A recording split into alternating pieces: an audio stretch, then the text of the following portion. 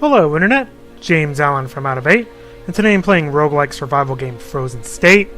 Just start a new game here. First thing you need to do is pick one of three characters. That kind of affects how much they can carry and some initial stats. So I'll just pick the officer over here.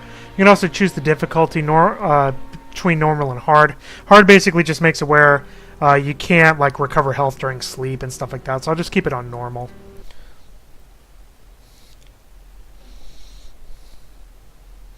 Alright, so basically what's happened is it's gotten really cold. You have to survive by keeping warm, eating food, drinking stuff, resting. You can craft a bunch of items. And basically you're just trying to avoid all the little mutants and try to make your way towards civilization. So, this is an open world game in that you can move freely anywhere that you want. And I'll show kind of the areas here in a little bit after we scrounge out. The interface could be better. I do like this kind of split screen area between the things on the left and the things on the right, so you can kind of reference things that way. But the filters on the item list could be more developed. You know, there's only 4 things: weapons, clothing, items, and then kind of weird stuff, and then everything sorted alphabetically or some random order, apparently. Could be easier to find equipment, especially when you start having a lot of stuff that you can hold. And I'll get to more things here. On this map here, sometimes the arrow isn't very easy to see which way you're facing, so it's hard to tell which way is up, because the game just kind of randomly picks an initial camera direction for you. You also can't tilt the camera, which makes it hard to see some objects. When you move your mouse, it doesn't highlight things you can interact with unless you get really close to them. And you have to manually move the camera around. Movement's also very sluggish. W just kind of goes up. It doesn't go which way you're facing. I don't know which way is actually better, but that's just the way that the game controls. Just take all that. I'm going to store it in my little cabinet here. Basically, the first thing you need to do is kind of go around and see what you've gotten in your initial spawn area. Not very much so far. It is roguelike in some senses. Your equipment that you get initially is randomly generated. I can just keep that open, actually. Not while I'm clipping through it, though. So there is some luck involved in what you can get. That's a gross-looking bed. Although the layout of your house is the same, I will pick up the sleeping bag. There we go. Let's see what's in the wardrobe. Let's just take everything that we can. I'm going to store it in anything in there. Nope. Something over here. Take that. Search my little infected meat. I think that's kind of... No, there's one more thing. Medicine chest. Alright. So we got what we got. I think this is nothing. Nope. Oh, but I already searched that. The game is also weird about what you can search and what you can't, especially when you get out into the wild. It just... Some things that look like you should be able to interact with them, you can't. So there are some kind of arbitrary limitations there. I'm going to just store everything in this wardrobe, I think. So I'm going to just kind of drag... Actually, I kind of want that. Let me see what I have, actually. So I do have this. I have 2 spades. No axe, which stinks. I have this gun, but no ammo for it. Uses 7.62, so I'm going to store that. Clothing, I don't have a helmet, but I do have that outfit. I can probably store most of that. And again, probably store most of that too, so we will go do that right now. Alright, so I'll keep... Actually, I need to keep the firewood, paper, and matches. They don't take up very much space. Let's store the batteries, store the cyanide, store the extra spade. Keep the wristwatch. I'll equip that in a second. Store the port wine. Keep that. Store that. We can turn that into rags for stuff later. I'm going to store the infected meat. Store the kettle. Store the pack of rice, store the crackers. Again, not really an easy way of doing a lot of this at once. We'll store that, and we'll store the weapons. So really need that yet. When you go over here to crafting, you can open up all of these little recipes here, and it'll get rid of the gray background. I'll show you in black what you can actually craft. So I can craft a couple of campfires here, which are pretty nifty, and then weapons as well. So this is basically a list of everything you can craft in the game. And you can see there's some fairly extravagant recipes here. You have to get hide, but in order to get hide, you have to, craft other stuff, and rope is other. So it's like multi-step things, and also you have to have required levels with some things. So multi-step things to get. And basically, it just wants you to get a couple things so you can fix your little equipment there. And you can fortify your building into when you have certain types of objects. So let's go.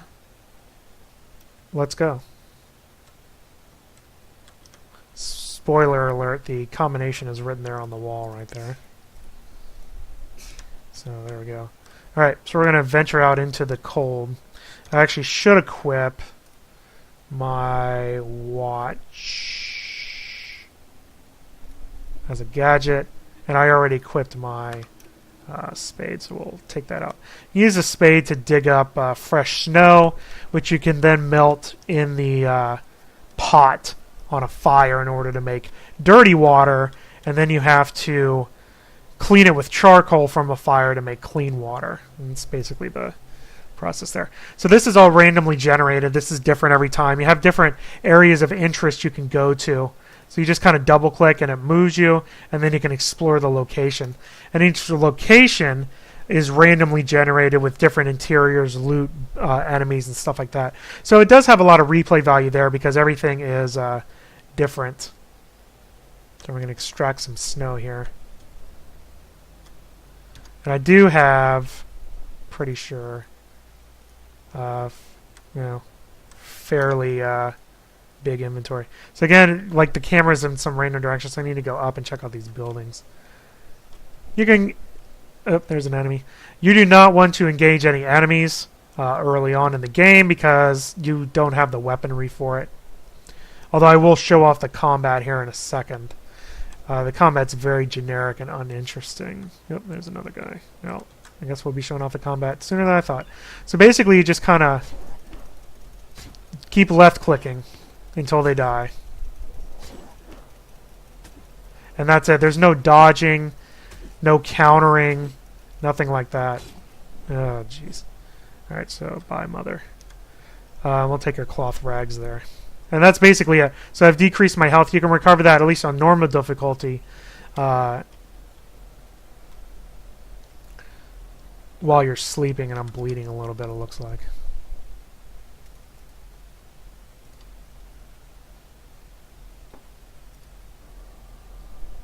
So that's cool. Or whatever that thing is. See if I can find a way into this building here.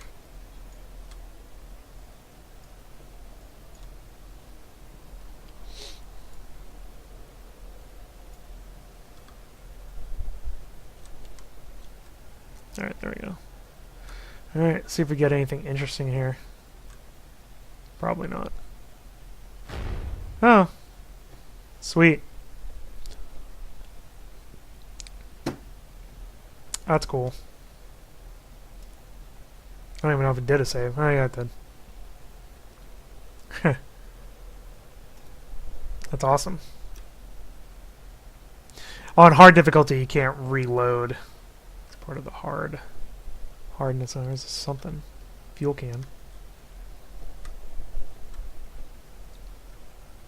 So maybe I should avoid that next time. Again, like, some stuff you can interact with, some stuff you can't. Actually, that bag is good. What's that called? Messenger bag? Bloop. Will increase my carrying capacity. And that's basically it. So you just kind of go around, craft stuff, find food. Oh, shoot. Oh, I'm going to die again. And as you can see, the world is very hostile. There's certainly no scaling for difficulty. You will die very frequently in it. And I was going to change location. Let's try this boaty area.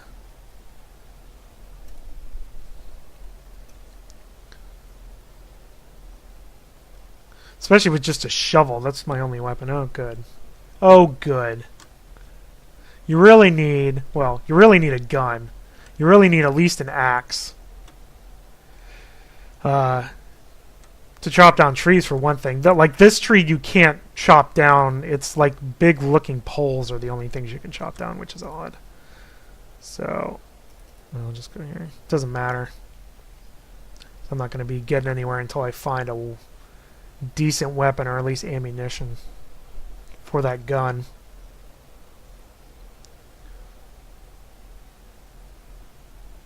Oh, cool. Bye. Alright, well, let's go somewhere. What's this? Another city. Oh yeah, this is... Wait, no, stop running. There you go. Those are the types of trees you can chop down. They look exactly like that. But you need an axe.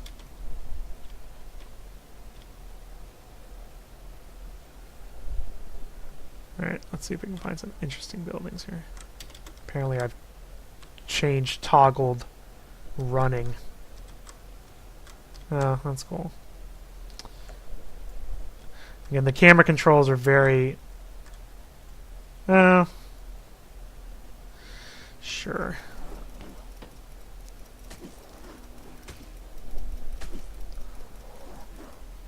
And I have no stamina because I ran all the way over here. Oh, come on, man.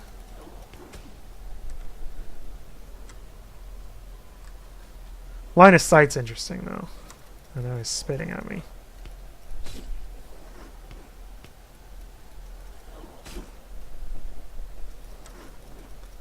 This guy's actually pretty good because he can carry a lot and he has a lot of health. But again, I don't have an axe or any weapon.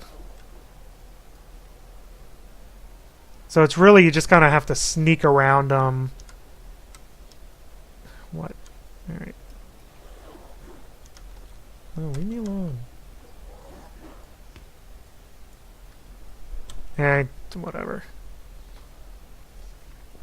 Doesn't matter.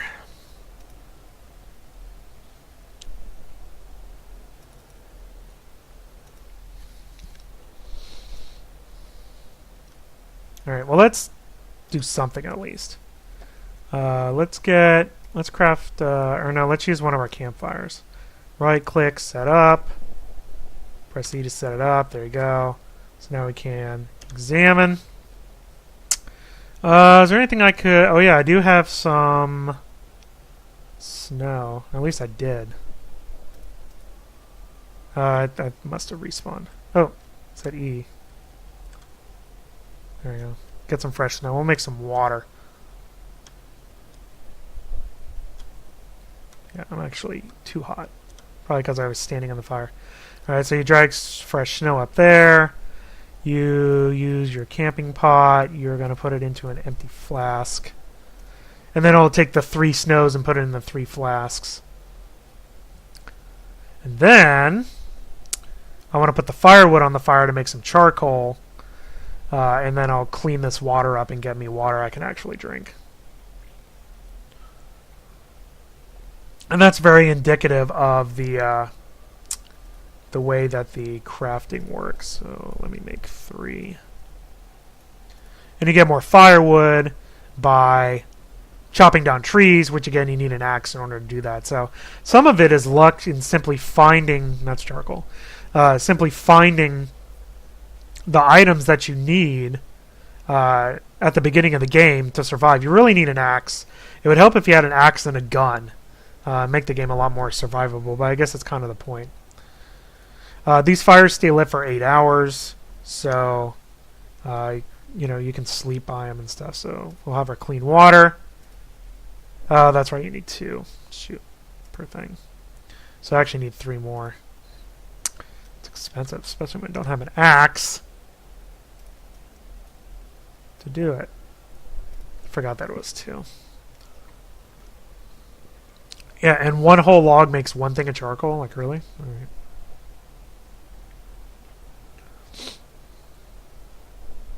You can see the little timer on the campfire up there.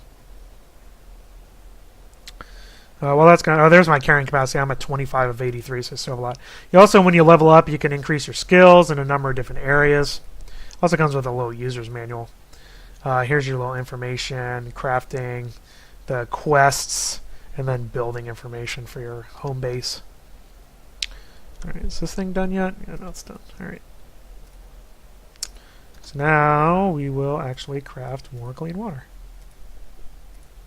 Cool. So now I have clean water, so I can go over here and we'll go back to my info. You can see I dehydrated a little bit, so I can use one clean water, and now I'm not thirsty anymore. And I can use a strawberry jam. There you go. Do have some burns, have some fatigue. So probably shouldn't have stepped in the fire, but that's okay. And that's basically it. So, I mean, that's pretty much the game. You go around, craft stuff. There is a lot of stuff to make. Not a whole bunch, but a pretty good amount. And a lot of especially the weapons are pretty extravagant in the things you have to have in order to make it. And like I said, you really need to get a weapon in order to survive. At least an axe, if not, something beyond that. You have to get some metal scrap and some planks in order to get an axe. Sometimes you'll spawn with one, if you can. So really, it's just you'll just pick up everything and see if you can if anything turns green on the back here. So here's the big planks come from logs, which again you need an axe to chop that down. You can turn firewood into small planks too, and turn small planks into big planks. Big planks, log into big planks to small planks into firewood, if so needed, coats, stuff like that. I do like the roguelike elements of it. The difficulty is high, which is fine because that's just the type of game it is. It has procedurally generated worlds. Each of the little locations in the game worlds are random, and so is the game world itself. Gives it a lot of replay value. The interface could be improved. Needs more filters on your items, other than the ones that they give you here, to make it a little bit more easy to figure out where stuff is. The map can be confusing because of the way that it does the camera. Up is not up. Up is actually, from the looks of things, up is actually south, on the map. So it just spawns you in some random orientation. Some things on the game world that should be searchable are not, for no apparent reason. There's some metal scrap, speaking of. So that's confusing too. Like this tree can be chopped, but not this tree. Some of the plants are not, able to be collected. The camera controls are sluggish. I don't like the inability to, you can zoom in and out, but you can't tilt the camera, which can make it difficult to see things. I mean, the game's in 3D, so I don't know why you can't just tilt the camera down a little bit so you can see what the heck you're doing. And you also have to manually turn the camera around because it will not stay behind your character. And it's cumbersome to move your character around the world as well. The survival elements are pretty good. Keeping warm, eating, drinking, resting. Crafting has some interesting recipes in it. The game is very hostile. There's a lot of enemies that will take you down pretty easily there. The game is a bit rough around the edges with the camera and the movement controls. Personally, I prefer the Flame and the Flood for this sort of kind of roguelike survival experience. And this kind of feels like a game that, even though it was just released and it was in early access for a little bit, they could, flesh out more features and kind of polish it a little bit more to kind of expand the game further and make it more approachable. That's all I have for today. Till next time, bye now.